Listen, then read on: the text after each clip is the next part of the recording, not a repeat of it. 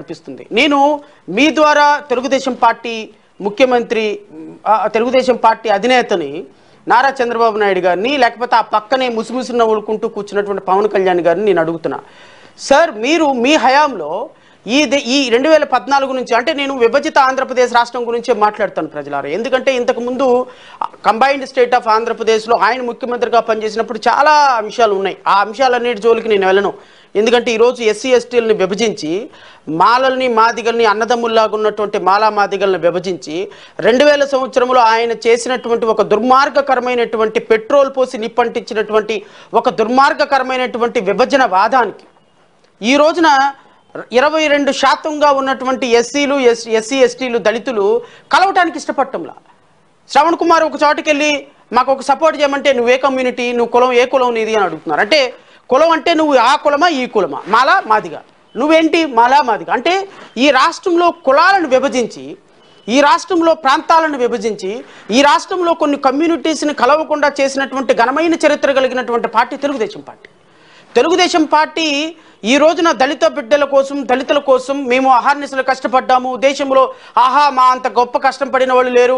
ఈ రాష్ట్రంలో రాజ్యాంగాన్ని, ఈ రాష్ట్రంలో ప్రజాస్వామ్యాన్ని మేము పరిరక్షించడానికి మేము చేయని ప్రయోగం లేదు, మాట్లాడిన మాట లేదని ఇద్దరు గౌరవనీయులైనటువంటి మాజీ ముఖ్యమంత్రి చంద్రబాబు నాయుడు గారు అండ్ వారి కుమారుడు నారా లోకేష్ గారు మాట్లాడుతుంటే, ఆ పక్కనే కూర్చొని ముసిముసి నవ్వులు మాట్లాడుతున్నటువంటి పవన్ కళ్యాణ్ గారిని కూర్చొని మాట్లాడుతుంటే, పవన్ కళ్యాణ్ గారు ఈ రాష్ట్రంలో తెలుగుదేశం పార్టీకి ఓటేయమని 2014లో చెప్పి 2014 తర్వాత ఈ రాష్ట్రంలో అన్యాయాలు జరుగుతుంటే, అక్రమాలు జరుగుతుంటే, అమరావతి రాజధాని రైతులకు అన్యాయం జరుగుతుంటే, అమరావతి రైతుల భూములకి కాంపన్సేషన్ పే చేయకపోతే, భారతీయ జనతా పార్టీ అమరావతిని కాపాడకపోతే, అమరావతిని కట్టడానికి ఒక రూపాయి కూడా ఇవ్వకపోతే, భారతీయ జనతా పార్టీ నాకు అపాయింట్మెంట్ ఇవ్వటం లేదు, తెలుగుదేశం పార్టీ నన్ను మోసం చేసింది, నన్ను ఏం చేయమంటారని ప్రజలకి క్షమాపణ అడిగి ఈ రాష్ట్రాన్ని దోచుకు తింటున్నటువంటి దోపిడి దొంగ చంద్రబాబు నాయుడు, అలాంటి దొంగకు పుట్టినటువంటి యువరాజు, ఇతను అవినీతిలో యువరాజు అని చెప్పినటువంటి నారా లోకేష్ యొక్క సభకి ముఖ్య అతిథిగా వెళ్ళి ఈరోజు రాష్ట్ర ప్రజలకి మీరు ఏం సంకేతం ఇవ్వాలనుకుంటున్నారు సార్?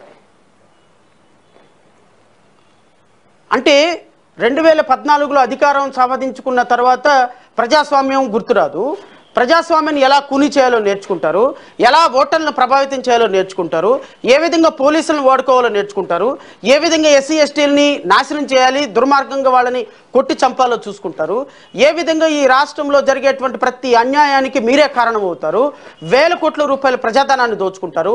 మళ్ళీ ప్రతిపక్షంలోకి వెళ్ళిన వెంటనే మరలా అద్భుతమైనటువంటి మాటలు, చంద్రబాబు నాయుడు గారు చాలా గొప్పవాళ్ళు, నారా లోకేష్ చాలా గొప్పవాళ్ళు, అసలు అద్భుతమైనటువంటి పరిపాలన చేశారు, ఇదిగో జగన్మోహన్ రెడ్డి దుర్మార్గుడు, జగన్మోహన్ రెడ్డి దుష్టుడు, జగన్మోహన్ రెడ్డి దుర్మార్గం పరిపాలన చేస్తున్నాడు. మరి మీరు చేసింది ఏంటి సార్? నేను అడుగుతున్నా, మీరు చేసింది ఏంటి? జగన్మోహన్ రెడ్డి గారి ప్రభుత్వం ఎట్టి పరిస్థితుల్లో ఈ రాష్ట్రాన్ని పరిపాలించడానికి ఒక్క రోజు కూడా అర్హత లేదు. ఖరాఖండిగా నేను చెప్తున్నా, తెలుగుదేశం ప్రభుత్వం చేసినటువంటి అన్యాయాలకి ఏమాత్రం తీసిపోని విధంగా వైఎస్ఆర్సీపీ ప్రభుత్వం అన్యాయాలు చేస్తుంది, దళిత బిడ్డలకి అన్యాయం చేస్తుంది, దళిత బిడ్డల పథకాలు రద్దు చేస్తుంది అనే విషయంలో సెకండ్ థాటే లేదు నాకు. కానీ మీరు చేసింది ఏంటి సార్? మీరు చేసింది ఏంటి చెప్పండి. ఈ రాష్ట్రంలో బిడ్డలందరూ కూడా ప్రజాస్వామ్యబద్ధంగా ఓటేసేటువంటి బిడ్డలకి 16 లక్షల ఓట్లు ఈ బిడ్డలకి వేయకుండా ఆ 16 లక్షల బోగస్ ఓట్లు సృష్టించినటువంటి ఘనత మీ ప్రభుత్వానికి కాదా? నేను మళ్ళీ అడుగుతున్నా. ఈరోజు మాజీ ముఖ్యమంత్రి చంద్రబాబు నాయుడు గారు వేదాలు వల్లిస్తుంటే నేను ఒకసారి చూపిస్తాను. నాకు ఆశ్చర్యం వేస్తుంది. 83 నియోజకవర్గంలో మహిళా పోలీసుల బియ్యంలోకి పెడితే వాళ్ళకి మహిళా పోలీసులకు ఏం తెలుస్తుంది? ఇవన్నీ అంటే ఇంకొక పక్క వై ఏపీ నీడ్స్ జగన్ అని కలెక్టర్ దగ్గర నుంచి అందరూ క్యాంపెయిన్లు చేస్తారు. ఇప్పుడు చేసిన అరాచకం చాలదు, రాతి యుగానికి తీసుకుపోవడానికి అలాంటి వాళ్ళు పెట్టుకొని చేసే పరిస్థితికి వస్తున్నారు. ఎలక్షన్లో ఎవరిని పని చేయనీయకుండా నిర్వీర్యం చేయడానికి, లేకపోతే మళ్ళా వాళ్ళని అరెస్ట్ చేయడానికి ప్రయత్నం చేసే పరిస్థితి వచ్చారు. ఇది జరిగితే ప్రజాస్వామ్యం కూని అయిపోయినట్టే.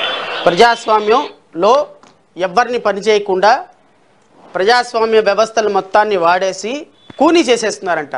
సార్, మనం చేసింది ఏంటి సార్? 16 లక్షల బోగస్ ఓట్లు ఎక్కించింది ఎవరు సార్? ఊరూరా ఇల్లు తిరిగి 16 లక్షల బోగస్ ఓట్లు ఎక్కించి ఆంధ్రప్రదేశ్ రాష్ట్రంలో అన్యాయంగా బోగస్ ఓట్లకు సృష్టికర్త ఎవరు సార్? మనమే కదా. మన భుజాల నుంచి కావడి దించేయాలనుకుంటే ఎట్లా సార్? ఇప్పుడు బోగస్ ఓట్లు ఉన్నాయి. ఈ బోగస్ ఓట్ల గురించి పోరాటం చేయాలి, ఖచ్చితంగా చేద్దాం, అందులో డౌటే లేదు. అంటే బోగస్ ఓట్లు ఈరోజే మీకు గుర్తొచ్చినాయా సార్? మనం 2014లో బోగస్ అసలు 2004లో సృష్టించింది ఎవరు సార్? 2000 సంవత్సరంలో కులాల మధ్య ఎక్కడైతే కులాలు అధికారంలోకి వస్తాయా అని మాదిగల మొత్తాన్ని విభజించి ఈరోజు మాలలో రాజ్యాధికారానికి మాదిగల రాజ్యాధికారానికి వెళ్లకుండా చేసినటువంటి వ్యక్తి మీరే కదండి. 5,000 రూపాయలు 10,000 రూపాయలు ఓటుకి ఇచ్చి ప్రజాస్వామ్యంలో ఓటు కొనింది మీరే కదా. మీ హయాంలోనే కదా ఈ రాష్ట్రంలో ఈ రాష్ట్రంలో అత్యంత దుర్మార్గకరమైనటువంటి రాజకీయాలకు తెరలేపిన సృష్టికర్త మీరే కదా. వ్యవస్థలను వాడింది మీరే కదా, పోలీసులను వాడింది మీరే కదా, ఇంటెలిజెన్స్ వ్యవస్థను వాడింది మీరే కదా. ఇంటెలిజెన్స్ వ్యవస్థలో పోలీసు వ్యవస్థ మొత్తాన్ని మీ రాజకీయ కాలు కింద చెప్పుల్లాగా చూసిన ఐపీఎస్ ఆఫీసర్ని ఐఏఎస్ ఆఫీసర్లు వాడింది మీరే కదా. ఈరోజు మీరు వ్యవస్థల గురించి ఎందుకు మాట్లాడతారు?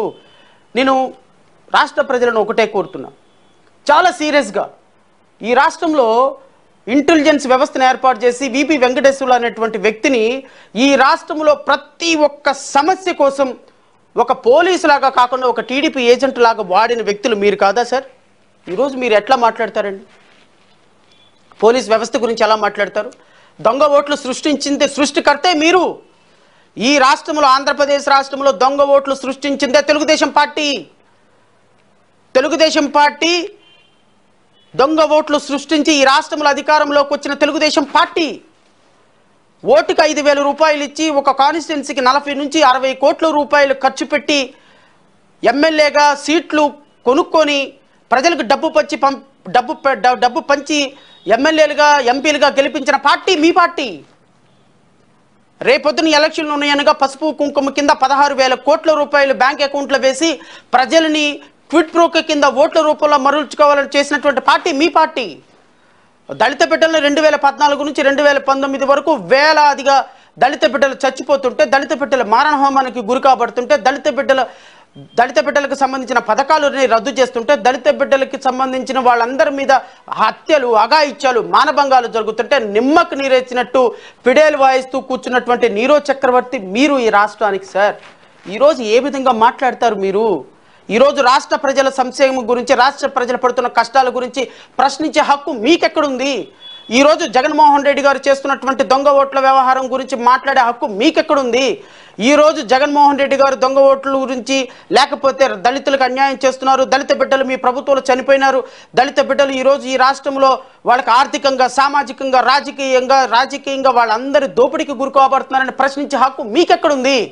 మీకెక్కడుంది అంటే ఓట్లు దండుకోవటంలో, ప్రజలని మబ్బి పెట్టడంలో, ప్రజలని భయభ్రాంతులకు గురి చేయటంలో, ప్రజలని ఒక కన్ఫ్యూజన్ స్టేట్ ఆఫ్ మైండ్కి తీసుకెళ్లటంలో మీరు సిద్ధహస్తులు అన్న విషయం రాష్ట్ర ప్రజలకు తెలుసు. అందుకనే రాష్ట్ర ప్రజలు మిమ్మల్ని నమ్మటం లేదు సార్.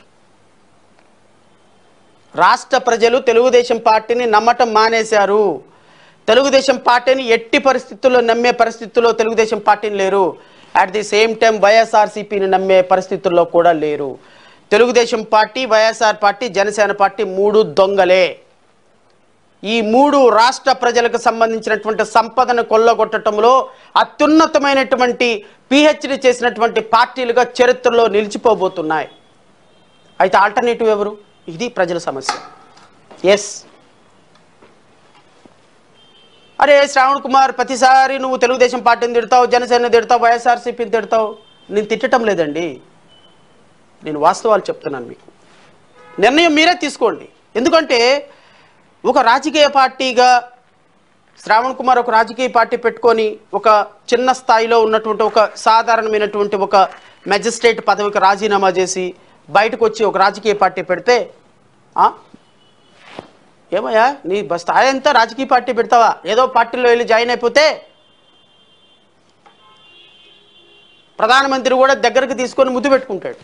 నాతో ఈ మధ్యకాలంలో ఓ ఫ్రెండ్ డిస్కషన్ చేసేటప్పుడు అన్నాడు, మందకృష్ణ మాదిగ చూసావా ఎంత గొప్ప స్థాయికి వెళ్ళిపోయినాడో, మందకృష్ణ మాదిగని ప్రధానమంత్రి పక్కన కూర్చోబెట్టుకొని ముద్దు పెట్టుకున్నాడు, నిజంగా ఆయన కదా పోరాట యోధుడు అంటే అని.